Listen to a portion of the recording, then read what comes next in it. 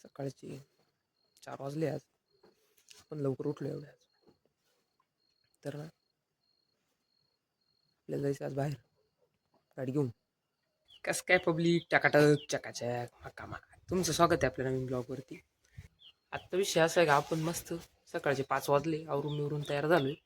गाडीत सामान पण टाकले, गाडीत सामान विमान टाकले. 2 दिवसापासून तयारी करीत होतो आपण या सामान विमान टाकले. आता आपल्याला जायचं आज मुंबईला. तर आपल्याला का मुंबईला जायचं आहे तर आपण जे आजींची वावरं करतो ना त्यांनी हे सामान सांगितलं होतं आपल्याला आणायला. तर आपण जाणारच होतो गाडी घेऊन. मग ते बोलले घेऊन तेवढं सामान टाकलं, ते भाजीपाला धान्य बिन्य सगळं टाकलंय. आता चाललोय, आता निघालोय आम्ही 4 जण चाललो होतो. सुधीर होता, गणू होता, मी आणि आरो आमचा बाचा पण आम्ही घेऊन चाललो होतो.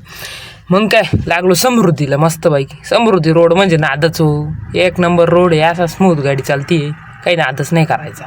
मग ही आली होती कसाऱ्याची टनल. ही जवळजवळ ना 10-12 किलोमीटर तरी आहे.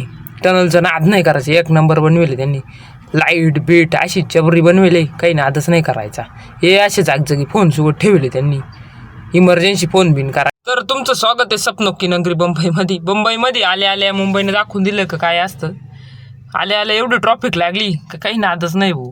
2 तास तर काय जागेवरून हल्लोच नाही आम्ही. पोचलोय आपण मुंबईला. इथलं वातावरण जरा जास्तच गरमीचं आहे बरं का.